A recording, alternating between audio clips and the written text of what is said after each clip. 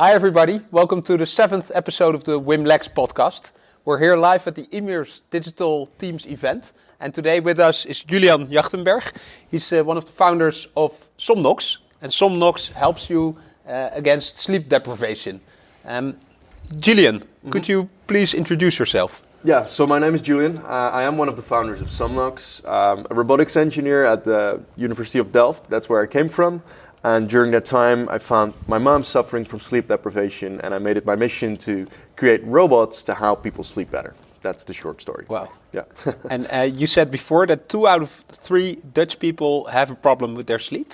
Yeah, exactly. So the market is rather large then? Yeah, and it becomes bigger and bigger. I mean, I'm sure that some of you have seen it in the news. Like every month, there's this random news article about how bad we're sleeping. And actually, it's 2 out of 3 people that do not get the sleep they should have. And this is a huge problem because most people think of sleep as something that is, well, you do it because you have to. But if you not take it seriously, you put not only yourselves, but also others at risk. Imagine the impact of drowsy driving. There's more people being killed by driving drowsy than by drinking under influence. It does not only kill the people behind the wheel, but also innocent people on the road. Or the costs of the loss of productivity in the workplace. And the most important one is that if you do not sleep well, you have a direct impact on your immune system. Wow. It doubles your chances on cancer. You get fatter and Alzheimer's. It's really, it may sound like ridiculous, but it's really true. The shorter you sleep, the shorter you live. So that's why it's so important that we take it more seriously. Yeah. Yeah. And then, okay, you have this, you identify this problem. Your mother has it as well. Mm-hmm. You're a robotics engineer by heart. Mm-hmm. How did you come up with the product itself? Yeah, so because I found that my mom had this problem, and it wasn't just sleeping once in the week. Like she was every single day. She was awake at 4 a.m. in the morning, and she was taking pills, right? And these pills changed who she was. She was addicted. She had all sorts of harmful side effects. So I started challenging myself to see, okay, what kind of technology is out there to help her instead of these chemicals. And I digged into literature and I found that breathing and audio were proven effective methods of inducing sleep. And there was also this paper about if a mother and a child hold a baby, if they hold each other, they synchronize their breath because they feel it, and also their heart rate, which is something really magical. It's a concept we call mirroring. And I took that concept, translated it into various prototypes, so something that would physically breathe in and out and that could make sounds and that could act in the right moment. I brought those prototypes to my mom. The first one she really hated because they made a lot of mechanical noise. But after a while, it really started working for her. She started taking less pills, she started sleeping more additional hours, and that's where it all took off because it was an academic project in the first place and it, sort of got out of hand. Yeah. Wow. And how you collect the data in the robot? Mm-hmm. Obviously, there are other tools that you could use to measure your sleep activity. For sure, yeah. Fitbit and Apple also has solutions. Yeah. Can you connect Somnox to those machines as well? At the moment, not yet, but it's definitely in the pipeline because we really believe that we should connect the data that you gather during the day to be applied during the night. Because what happens during the day in the workplace, for example, a stressful meeting, really impacts your quality of sleep during the night. So there is no product yet that connects these two things. It's only about measuring sleep. Yeah. But again, what happens during the day is just as important as what happens during the night. So there's a lot of devices tracking sleep. I mean, actually, it's not that innovative anymore. You have Fitbits, your phone can do it. Yeah. So what we do is we do not only track sleep, we want to make the next step, which is analyzing the data in real time and improving sleep in the bed itself. Yeah. Because now you only see a graph saying you've been sleeping very badly. And I think it's so weird that you get a sleep score as if you're in elementary school saying, here's a 6. You suck at sleeping. Well, thank you. That helps me not at all. So we want to not show you the data, but use the data for the robot to have a more tailored approach. Yeah. I have a question regarding the market. So you're telling like 2 out of 3 persons in the Netherlands do have problems with sleeping. I saw your YouTube commercial from your website.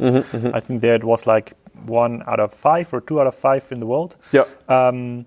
And if we drill down the market a little bit, so how many of those potential customers are sleeping not so well because of stress, or other influences that can't be relieved by a robot, and how many people are there in the market that really need like a smart robot or something what you're developing. Can you drill down a little bit on this? Yeah, because it's a great question, because sleep is very mysterious and complex activity we spend 1/3 of our lives doing. And we still, as humans... Not your customers. Not our customers, exactly. So not everyone does it as well as they should. However, there are various reasons why people do not sleep well. And definitely the robot is not for everyone. So if you look at sleep problems, there are various known ones, such as sleep apnea, restless leg syndrome, insomnia. And what we found is that our robot in specific is very effective for the ones that are suffering from stress-related insomnia, which is, statistically speaking, the biggest group of people. These are the people that are worried during the night, that are not able to fall asleep or wake up at 4 a.m. feeling anxious and stressed because of whatever is going on in their life. And because of the 24/7 economy, we need to be connected all the time. We are reading our emails just before nighttime. And I couldn't really attach a number because it varies from country to country. But the numbers for stress-related insomnia is 1 out of 5. So 2 out of 3 people do not get the recommended 8 hours of sleep. Okay. That's what we define sleep deprivation for. And then 1 out of 5 people is actually suffering from stress-related sleep deprivation. And can you tell us a little bit more about the status of your company? So is the product already out there? Are you still running like a Kickstarter kind of campaign? Or can I buy it if I want to try it? Yeah. So we ran a Kickstarter campaign last year in November where we raised $500,000 on Indiegogo and Kickstarter itself. And at the moment, we are in the manufacturing process. So we have just released 150 robots already as a soft launch, so to say. So the first ones from the manufacturer already came in. We distributed those among the soft launch participants to really see, okay, what's working well, what's not working so well. And then in December, we start shipping the 3,000 pre-orders that we already have to the people that have pre-ordered it. And can you tell us a little bit more about the pricing model? Yeah, so at the moment it's available for 550 euros, and a lot of people feel like, whoa, that's a lot of money. It really depends on how you value your sleep. Yeah, it's kind of, it looks like a smart cushion. So when you're following the video, Yeah, and that is something like it's really challenging. It's a new to the world product, so a lot of people think, this is a pillow, and why on earth is a pillow 550 euros? First of all, it's not a pillow. It's a sleep robot. We really want to define a new category in the market, just like the iPhone or the Walkman.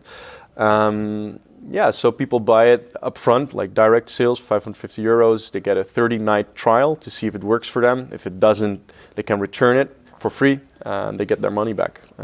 And can you tell me a little bit more about the solutions already out there? So I've learned when I was still employed in my corporate environment that, like, for example, high performance consultant people use special apps on their smartphone to find the best spot to wake up in the morning, not only like 6 in the morning every day, but depending how you're sleeping. So what is like your sleeping curve? I don't know how you're measuring it. There are some tools on the market already. So for sure, which are working well.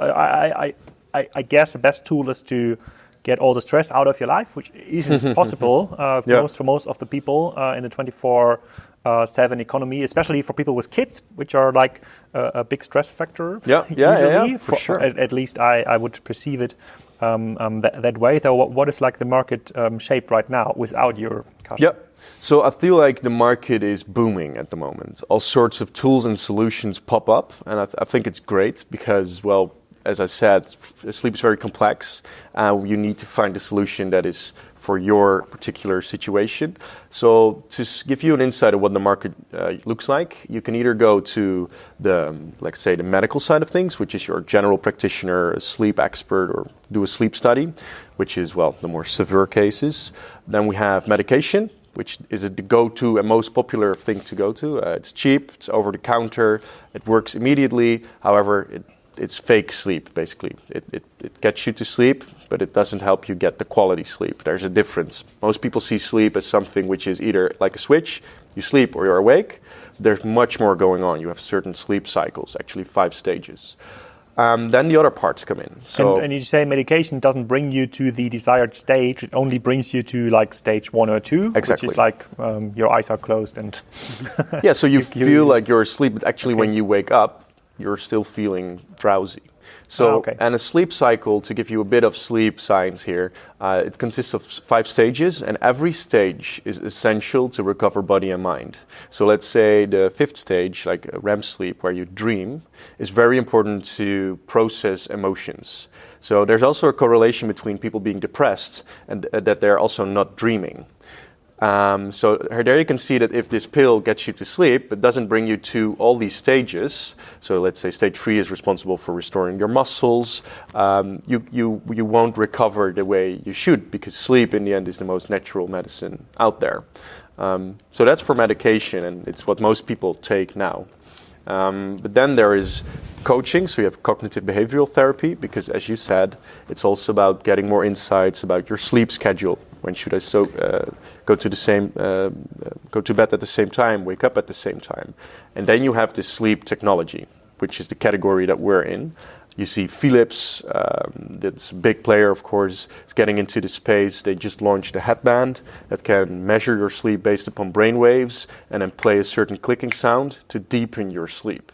So they are also really about giving the value. And that works? They say it works. There is clinical proof. So I have one actually. I think it's a great product, especially for measuring, because brain waves is a very accurate way to measure rather than the accelerometer in your phone. But I have to say that it is kind of annoying to wear a headband once you're asleep. But that's something just really personal. And maybe one more question based on the status of your company, and I'm pretty sure a lot of like Indiegogo, Kickstarter people feel relieved that you're really shipping product, because you have so many examples around of campaigns that never ship any kind of product. That's cool to hear. So is it?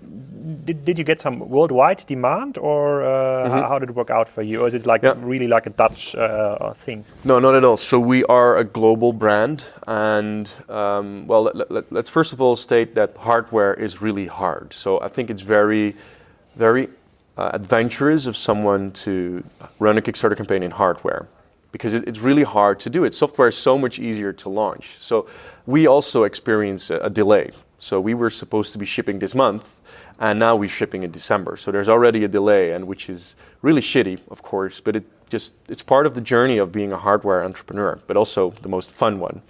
And we have we didn't have the goal to just do the Netherlands, because sleep deprivation is a global crisis, in my opinion. So we went to CES in Las Vegas. We had a lot of media coverage. So in the United States, like 45% of our orders are from the United States already, and 30% is of the Netherlands, and also Japan is really interested in our product, because they are working really hard, feeling sometimes a bit lonely, and sleep super shitty. So yeah, we really want to have a global brand established, just like the Fitbits. And just to clarify this, in this development of the global brand, you're now in the stage that you're shipping like the first products and shipping out like for your like test group, and shipping out like 3,000 sleep robots then in December. Hopefully it works out, and most people will like the product. And if you have like people recommending your product, that is like a home run probably, because it's then 500 euros. It's really not so much money, because it's that's what a good hotel costs for like 2 nights. And then people would rather invest in such a tool. So is there like still a lot of risks in this kind of journey, or are you super convinced that the way you are targeting this kind of problem is a good way for most of people, because you don't have this headband issue, which I can think of. I saw your video and it looks like a cushion. I don't know how soft it is. It looks like a kind it's of just a hard as case. soft as a pillow, so to say. Oh yeah. Yeah. However, there is a plastic core inside, so if you will squeeze it real hard, you will feel that there is something more stiff. But it's very soft. But Yeah, I think the main challenge and the most thing that keeps me awake is really about, okay, what will people in the end feel about it after 40 days? So, because the tests and the studies that we've run so far is sleeping with it for 2 weeks with the device and 2 weeks without the device.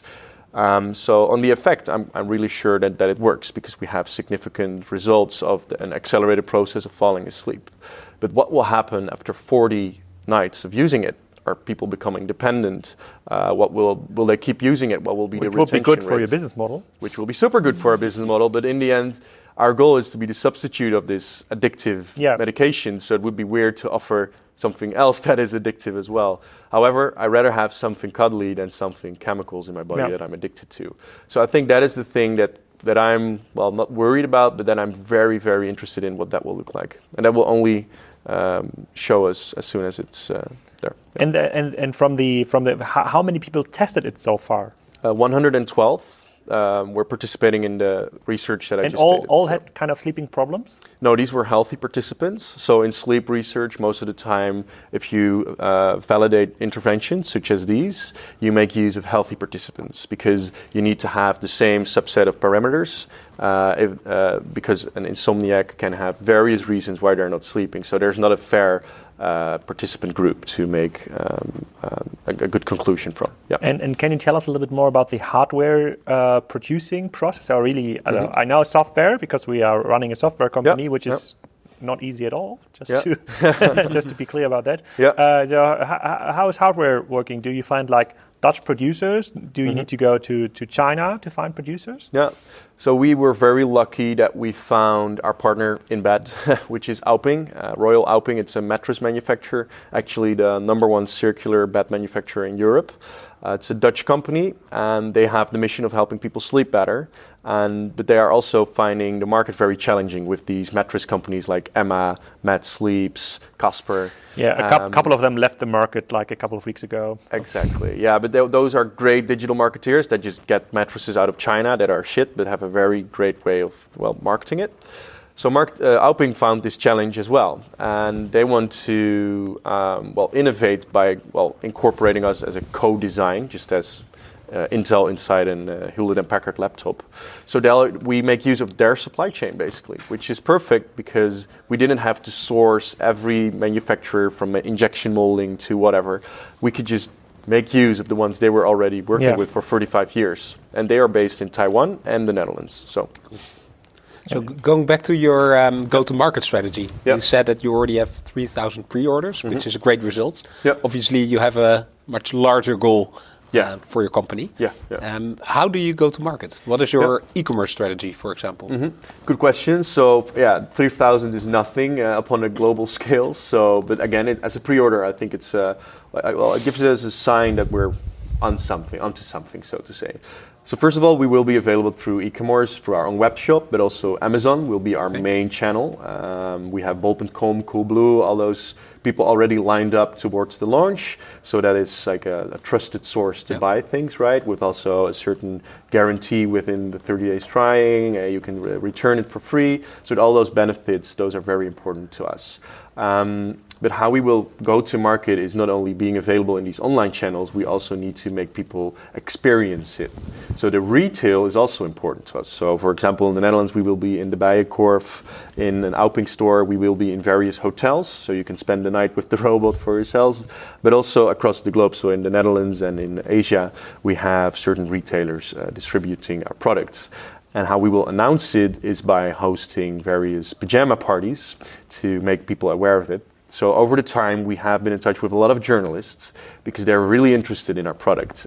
Everyone's sleeping, so everyone can talk about it, and it's rather strange, right? So we had a lot of requests of journalists saying, can we review it? The time is finally there, so we will have pajama parties in hotels where we invite these journalists. We will do a keynote, and then after that, they can go to their hotel room, give the robot a try, and in that way we try to get journalist reviews and user reviews in advance of the launch, so that at the moment you go, boom, there is immediately we will be in the Times, the Wall Street Journal, The Verge, to have global media coverage, and then also be available through the channels people already trust with reviews that say it's working for me and you can try it for 30 nights. Nice. Yeah. And you said e-commerce is an important threshold, retail as well. Yeah. And you mentioned hotels where you ask people to try it out. Yeah. I can imagine that B2B could be a channel for you as well.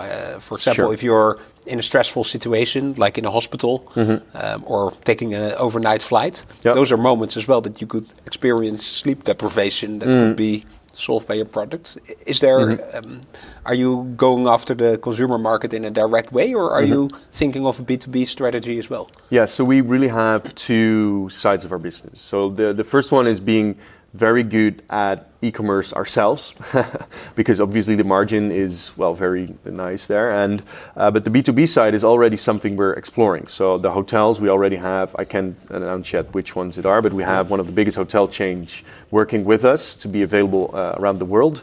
So this is a huge, huge deal for us, because it's not only sales towards the business in a hotel, it's also an autonomous way of marketing, because people come in, they try the robot, and it's free marketing, and they can experience it. So it's a great bootstrap growth hacking strategy to get not only sales from the hotel, but also potential customers coming in.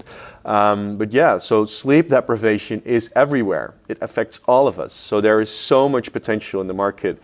So hotels is one thing, but in the B2B market, we're talking to KLM. Not only their personnel needs to be productive and energetic, and they suffer from jet lags. So this is something we explore. But another one, and I think that's one of the most interesting ones, is the healthcare sector. So think about recovering from an operation, right? You need to, the better you sleep, the faster you recover. This is proven. So if we can accelerate the process, we have a business case, because you have to have less medication, the run-through time of being in a hospital bed gets shortened, so that's a huge case, because that's their biggest goal, right? And also in care institutions. So let's say elderly with dementia. We had this really cool story of a pilot we ran with an elderly lady that lost her husband 3 years ago. She was always anxious during the night. She got out of bed, panicked, like, where's my husband? The nurse had to come in and give her medication to calm her down. It was kind of a problematic situation. We took an audio fragment of a video file of her husband talking. We programmed it into the robotic and also programmed a certain breathing rhythm. And we gave it to her. And what happened was kind of magical, because this lady, which used to panic because where was her husband, she could now hear her husband and feel it, because there was some softness and it was breathing. And there we proved that we could reduce medication intake, reduce the amount of times the nurse came in. So it's not about helping people sleep better, it's also about reducing costs and hours of certain professionals in this sector. So yeah, we will be doing a lot of cool things in the upcoming months in the healthcare sector. And then, of course, the proof is in the pudding. In the examples that you talked about KLM, about the elderly lady in the healthcare sector. Yeah. The proof is in data and data storage, in comparing previous sleep patterns with current sleep patterns. Yeah. How do you collect that data, and how do you make use of data in your future sales, but also in convincing the broader audience that your product actually helps? Yeah, so we all know that data is the new oil, right? And I think you have this thing like privacy by design. And we feel that the market and the consumers are more aware of their data, and that there is value in the data. So 2 years ago, you could get everything from them in return for a free app, a free whatever. But I feel like as a company, you need to either be Apple or you need to be Google. As in, Apple really says to you, okay, the data is yours, you can keep it, and that is our unique selling point. And Google says you can have something really cheap and for free, but in return, we want your data, right? It's either these models. And we want to be the one like Apple. So although there is a huge opportunity in the data, right, we feel like other people in this space, like the Philips and whatever, they are already doing this. And we want to differentiate ourselves to becoming the data we gather with the robot, because we have a lot of sensors, we have a survey that we ask every morning. You can say, okay, I want to provide my data to you for research purposes, to do statistical analysis, so we can do software updates to make it smarter over time. But really by your, as a person, explicit consent that we can. So it becomes a unique selling point to have the data in your hands rather than in hours from the start you have the product. Yeah. So in the future you become a software company as well then? Of course, yeah. I mean, everyone's a software and a tech company nowadays. So in the space of sleep, you should be as well. Yeah. And how do you collect that data? Because you said privacy is obviously an important thing. Is there? Do you have like policies in place with GDPR? Yep. That's a huge topic right now. How compliant are you with the data that you have from a very private and personal situation of somebody? I mean, the bedroom is the most private room in the house, right? So you do not want your data that is gathered there to be published across the web or to be used for advertising. So let's say that health data, which is the data we gather, is one of the most high risk and most high secured data sources that you can gather, right? So we need to be compliant of like the highest grade. I think health and financial and religious data, those are the ones that are the most sensitive. So we need to have everything in place which comes to secure servers. Like Amazon servers we don't use. We make use of dedicated servers that are CE certificated. So they have like medical state-of-the-art claims that they have secure data storage, so to say. But also in the whole gathering of data. So in the robots, we gather movement, sounds, heart rate, and respiratory rate. So the rate you're breathing. And we gather surveys. So how are you feeling? How have you been progressing? Like a journal. Okay. So this is very private information. And not only we store it safely, but we also ask for explicit consent for every step we take. And again, the data is local. And only if you allow us to, we will upload it to our cloud for statistical analysis. Okay, and that's then anonymized. Exactly. Yeah. Okay. Yeah. I have a question regarding the corporations, the B2B corporations you've mentioned with KLM and the others. Did you get those contacts or the access to those partners through your Indiegogo PR campaign? Yeah. And then they came to you and said, okay, let's cooperate because it's such a big market? Yeah, so I think something amazing happened because us getting so much media coverage, a lot of people, like we targeted the consumer, right? But then a lot of companies, care institutions, healthcare, KLM, hotels, started reaching out because they saw the benefit without us really marketing it. So it was, let's say it was a pivot in a sense. We didn't expect them to approach us. We didn't actively do so, but they approached us. And how did the campaign started? Or how did it start? I think a lot of founders are like trying to figure out to get some reach, and they all have like great products, and usually they're focusing on B2C problems like you're focusing on. Can you remember like a certain momentum where you said, okay, it was like an interview with the debt number one newspaper or the Delft number one newspaper or whatever? Was there such a moment?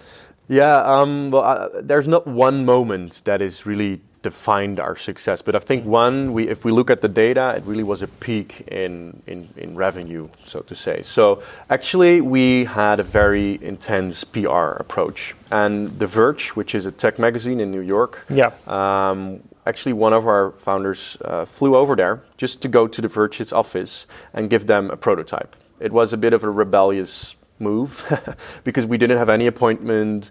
We were just, okay, we need to be in The Verge because we know that the readers of that magazine, they are really into tech and also into productivity. So it was a sweet spot. And so they read it at night, they have a sleeping problem. Yeah. Exactly. So one of us flew over to New York, went to their office just without an appointment.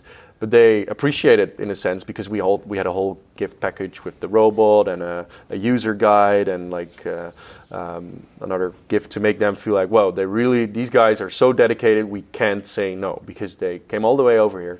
And that's what happened. So we were talking to their chief editor, actually. They were sleeping with it and they were really enthusiastic. And based upon that article came out, like I think on that day itself, like half of the campaign's revenue came in from that particular article. When was that? This was in December. We can link this article on SoundCloud showing it. That's interesting to learn. Though without such an article, you would say it would have been much harder to attract as many customers. Yeah, because based upon that article, like a lot of other journalists read The Verge. So then other, like Forbes reached out to us because they read something on The Verge. And when it's on Forbes, people start writing on it on a very niche blogs. And in the end, I think the power is in the blog section. So you have this tactic of Ryan Holiday. It's a book called Trust Me, I'm Lying. You should really check it out and put it in the description as well. And he basically describes how to hack journalism and the media. Because the way media works, and I'll keep it brief, is that you first need to target tiny blog posts. Let's say a local Amsterdam blogger that has 300 readers a week.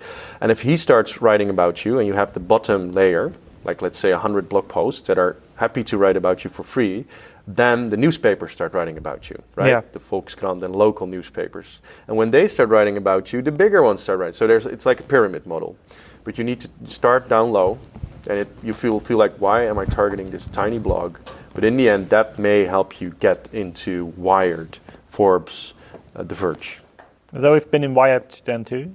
Yeah, we've been in Wired as well. But The Verge was like the most important during our campaign on our web shop. So what was really cool, last month we were like selected as a Wired 25 Innovation of the Year. So globally? So 2 weeks ago we went to San Francisco to attend their festival because they exist for 25 years now, so it was their anniversary. And for that anniversary they had selected a few innovations that may come over to San Francisco. And there was the CEO of Microsoft, Google, I think of Airbnb, like those were the keynote speakers. So it was really cool to see these giants that were shaping the world of today as a keynote speaker and us being on the exhibitor floor. So there we got a lot of traction as well, and then on our web shop a lot of orders came in. Yeah. That's cool. So I have a question. I'd like to follow up on your business model. I understand probably like the first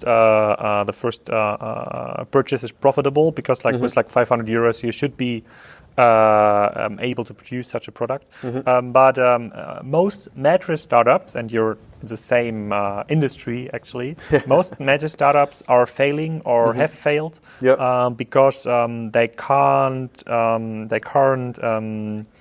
motivate a second purchase. Because then if you've sold a mattress, in the next mattress you probably need one for another room, but usually you change it like after 5, 6, 7 years, and then it's already beginning. Although you can't send like weekly mattress newsletters, so news tricks in sleeping. And I see like the same dead end here. So for sure. Once you've convince the customer to buy such a product and he's happy though, and he's going to stick with your product. So what kind of upsell will you sell then? Sleeping seminars? Will you sell an app where you can rather optimize your sleep? That's something Willem told you? So I think the customer lifetime value is really important. That is in the end one of the things that you should take into account, because as you stated, like Alping has this problem. Their mattresses are used for 30 years. They're that good. So they lose their customers basically. And what we want to do is have this recurring component, because now we have direct sales. But the thing is that through our measurements, we can give tailored advice, like the cognitive behavioral therapy that I told you about. So as an upsell, you can basically subscribe to our coaching program, which is tips through the app. It's a course, a seminar, all sorts of things to not only have the robot, but also change and educate how to improve your lifestyle, how to improve your bedroom. So we have this recurring component that people can subscribe to as an upsell, but also additional accessories to make it more interesting. And we made the product in such a way that if version 2.0 comes out, you can buy an upgrade for your current product to make use of it on the longer term. So in that way, we try to capture. So you change then hardware parts from your product? Yeah, exactly. So we want to make it a circular product to also work towards a sleep as a service. So not only now you can only buy it as a direct sales model. Sleep as a service. Yeah, okay. Interesting. It's a SaaS solution. It's a SaaS solution. And then you can rent the device for a couple of months for the next amount of money. We're currently running pilots for this. And then, we made it in such a way that it's a circular model. So we're able to repair it. We're able to make a different sleeve around it so that it's hygienic and that it can be used for a different person. So these are the ways we want to avoid this risk that you mentioned with the current mattress startups. It's not easy. It's not so easy to avoid, because if you look at even like Casper needs to invent like mattresses for dogs or something. So it's a very hard market. It is really hard to be here, and that's why why I've listened so interested in your retail strategy, because somewhere probably like a brick and mortar experience needs to be implemented in this process. I hope for you, of course, that the product is working so good that just word of mouth is good enough for you for the growth. So how many people are working today at Somnox? So we have 18 people, like full-time employees, with the main part being engineers, and I think like 25% is commercial, so sales and marketing. And production is then outsourced to the partner mattress company. So it's really about the research and development, but the manufacturing itself really takes place with the partners in Taiwan. Okay, and is it and do you fear, and that like another thing you could find on Indiegogo and Kickstarter's campaign? Do you fear companies that are like copying your product? It's like a meme already, though. You can find like when a Kickstarter campaign starts, you can find the product like 2 weeks later on Alibaba to buy, and that's usually the case for more easy to make smartphone accessoires. But I could imagine that there's like some sleeping cushion meme on Alibaba already. So I will look it up in a minute. But do you feel that? So don't place the link in the SoundCloud. Only with affiliate revenue. Great. No, but I really think that it's the best proof of market fit if there is a copycat. And it's inevitable, because in China, it's a bit generalistic, but the copyright is the right to copy, right? And in Shenzhen, they are just really, really, really, really good at making things, but not necessarily about inventing things. Yeah. So I think of course we have our patents in place. I think we have a rather hard to copy product when it comes to the algorithms and the mechanisms inside. Sleep robot. I'm just thinking about what I should search for. It would be cool to see it now. On the technology perspective, it's quite hard to copy. We have IP in place, like 3 patents pending, and I think the most important thing to be competitive is just to have a superior brand. I mean, look at Fitbit, right? They have copycats of $20, whereas the product itself is $200. But still, people buy the Fitbit because of their quality, because of their brand, because of their customer support. In the end, I think it's really about getting a superior quality brand over being the most IP protected. I don't know if this is true, but because if you're applying this theory on other brands like GoPro, which was their strategy for a couple of years now, it's like having a better software, not a better camera. It's really, really hard to stay ahead of the game, because eventually the price product set will win. So and if you're looking on the numbers on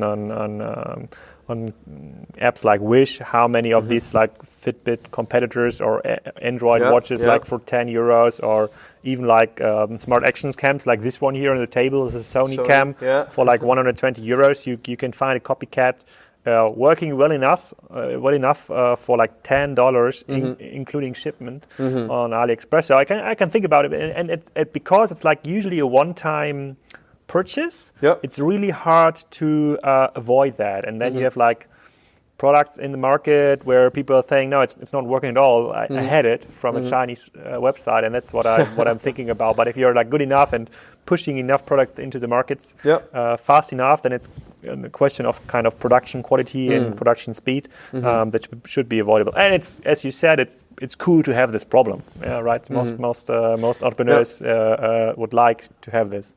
Yeah, for sure. So for me, it's if it pops up, I kind of hope it pops up, because for us it's really this proof of market fit and that we're really onto something. But yeah, it's a problem, of course. It's challenging, but also you need to know who is your customer. And we want to be a product leader and have not necessarily the cheapest product, but we do have the best materials. We do have the best research. And there will always be people choosing the cheaper, inferior version, which is fine and probably works sort of. But in the end, there's a certain segment that will choose quality over the price. So that's how we try to segmentize ourselves and just maintain that strategy while protecting the technology to make sure that if they're there, we have a lawsuit. That the good thing I like about your idea is that you're not replacing something. Of course, you're replacing maybe stuff from the chemical industries, but or from the pharmaceutical industries, but you're not replacing hardware. So we had like your colleague from the Delft University, Willem Costello, with the Windows. Yeah. In here, he has to replace other players in the market, which is much harder to do, and it's like a B2B market. Yeah. For you, it's like an additional device nobody had before. So, and that's something from a sales perspective that makes sense. And if you can convince hotels, it might be a win-win-win situation. Do you become like an expert for sleep with this kind of business? Yeah, so I have. It was actually part of my. Different now. Well, I have to say that I do sleep different because it was an academic project at first. So I did a lot of literature studies upon what is sleep, what are the best practices, and now we are in this business for 3 years. So yeah, I have gathered a lot of knowledge about how to sleep well. And where I found it was cool to sleep 2 hours a night because I was working or having drinks and brag about it in the morning, like a badge of honor.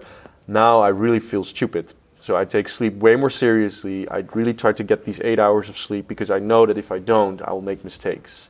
So yeah, I do sleep differently. I do not claim I'm a sleep expert because you need to have like a doctor, you need to have a medical certificate.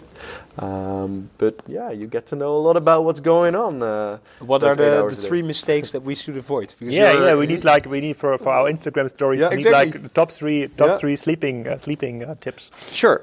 So I think the most easy thing to do is to ask yourselves, how do I feel in the morning? And if you feel exhausted or not energetic in the morning, well, then you should try adjusting your sleep. That's the first thing. Okay. So if you're already feeling fine in the morning, then I would say just go on, right? But that's a consequence of a mistake. That's not a mistake by itself. Yeah. So, but if you need coffee in order to be awake, well, you might want to work on your sleep. So, and how to do this? I'd say the first thing is to create a sleep schedule. So what is the time you go to bed and what is the time you wake up? It should be the same time, even in the weekends. So for me, it's like... How do you then deal with summer and winter time? Are you still keeping the same time schedule now? Yes, yeah, for sure, yeah. So you go to bed an hour earlier? Yeah, well, no, there is a change. Of course, I do adjust it upon the clock, but the time remains the same. So, the time you sleep remains the same. Yeah, and now it gets we get rid of the winter time, I believe. So, now of the summertime. I think that's the Germans want the summertime. Well, anyways, other discussion. It's under in a So, anyways, you need to make sure that it's the same time because what happens if you do so is your body will wake up naturally, but also will get sleepy naturally. And it all has to do with your circadian rhythm. So when the light hits your skin, there's even proof that if there's a laser pointer on your knee during the night, it will affect your sleep. We're that sensitive to light. So by doing this, getting this same time to go to bed and waking up, you'll get sleepy naturally and wake up naturally. So that's really easy to do, but a lot of people don't do this. They have very irregular hours, and this is messing with you. So that's the first thing.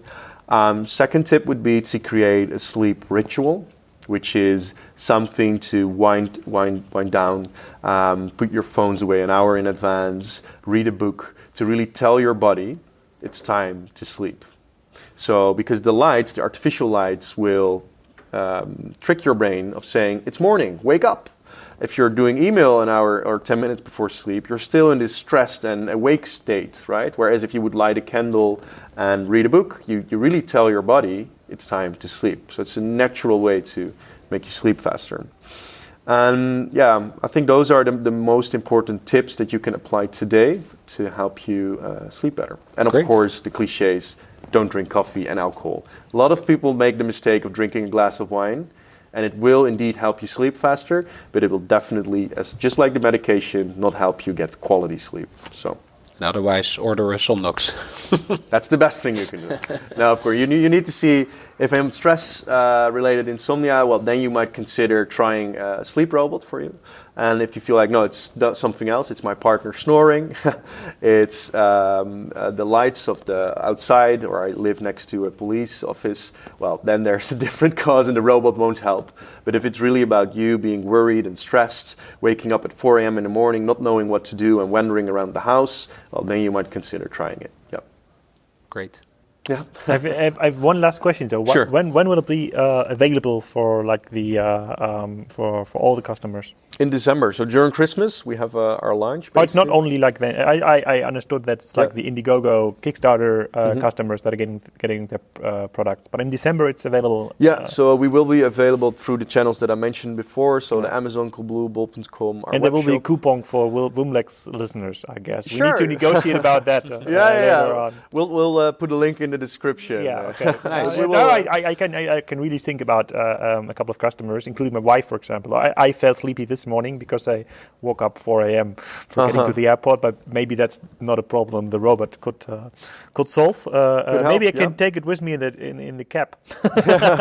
And if you fly KLM in the future, then maybe a small robot would help. So which I could just in my pocket. Yeah, it's really interesting. It's really it's cool to hear about like a second business, hardware business from the Delft University. I think it's a huge market. I'm really interested in reading the first like customer reviews online, and congratulations to hit such a big success. Thanks. Yeah. Thanks to being guest on the WimLex Show. Yeah, I really enjoyed it. Thanks for having me. a lot, Julian. Sure. Great to have you. Yeah. It's Dream, guys. Very cool. Thanks a lot.